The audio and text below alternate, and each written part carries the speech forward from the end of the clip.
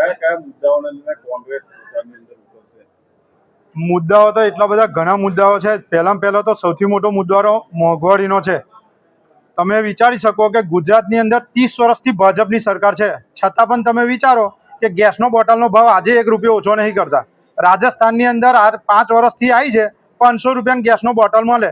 તો વિચારો અહીંની બહેનો અને અહીંની પ્રજા સાથે કેટલો ભાજપ સરકાર અન્યાય કરી રહી છે.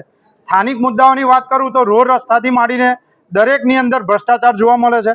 અમારે રોડ પૂંજા કરવી પડે ત્યારે તો રોડના ખાબડા પુરાતા હોય છે અને રોડ નવા બનતા હોય છે. સ્થાનિક મુદ્દાઓ ઘણા એવા છે કે જે તકલીફમય છે. અને સૌથી મોટી વાત, અત્યારે જો સરકાર એવું કહેતી હોય કે પેટ્રોલ ડીઝલનો ભાવને લઈને, યુદ્ધને લઈને પરિસ્થિતિ વિકરીત છે, તો જે સ્થાનિક લોકો છે, જે નગર જનતાઓ છે, જે દેશની જનતા છે, એમની માટે શું ફાયદો કર્યો એમને? જે બી ઉદ્યોગપતિને છે સબસિડીનો ફાયદો કર્યો, પેટ્રોલનો ભાવ વધે જાય છે, એની અંદર કોઈ ફાયદો કર્યો નથી અત્યાર સુધી. એટલે સૌથી મોટી મુદ્દાઓ આ છે. અને તાલુકાની અંદર જેટલા બી અત્યારે ઉમેદવારો નોંધાયા છે, યંગ છે અને લડાકુ ઉમેદવારો છે, જે ભાજપની અંદર સારી રીતના લડી શકશે અને પોતાના વિસ્તારના સારી રીતના કામ કરી શકશે, એ રીતના માહિતી અમને અને જીતવાની અમને અપેક્ષા છે પૂરેપૂરી. આજ રોજ જે તાલુકા પંચાયતની 20 સીટો છે, બેઠકો, એમાંથી કુલ કેટલા ફોર્મ ભરવાના થઈ રહ્યા છે? અત્યારે હાલની તારીખે કંડારી તાલુકા પંચાયત, કંડારી જિલ્લા પંચાયતની અંદર 4 ફોર્મ ભરાયા છે. સંભવિત ઉમેદવારો જે છે તે અમારે કાલે મેન્ડેટ મેકાશે. એવી રીતે જ અમારી ચોરંદા જિલ્લા પંચાયત છે, એની અંદર 4 ભરાઈ ગયા છે. એવી રીતે જ અમારી વલણ જિલ્લા પંચાયત છે, એની અંદર 5 ભરાયા છે.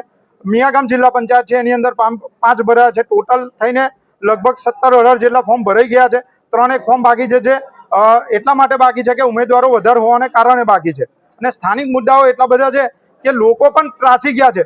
ખેડૂતોથી માંડીને, જનતાથી માંડીને બેરોજગારી એટલો બધો મોટો મુદ્દો છે કે દરેક કંપનીએ પણ તમે જઈને જુઓ ને તો ખબર પડે કે કેટલા લોકો નોકરીઓ માટે અને રોજગારી માટે બેઠેલા છે.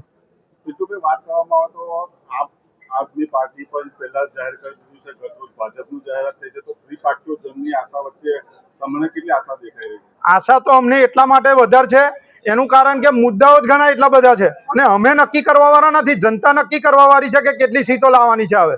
અને જનતાએ આ લોકોને, ભ્રષ્ટાચારીઓને અને પાપીઓને ઘર ભેગા કરવા હોય ને તો વધારે ને વધારે સીટો કોંગ્રેસની લાવવી પડે કે જેનાથી આ લોકો વહેલા ઘર ભેગા થઈ શકે. અને અમને પૂરેપૂરો વિશ્વાસ છે, જ્યારે અમે જનતાની અંદર અને આમ લોકો માટે ફરીએ છીએ અને એમની રજૂઆતો સાંભળીએ છીએ ત્યારે ખબર પડે છે કે આ વખત કંઈક નવું કરશે જનતા.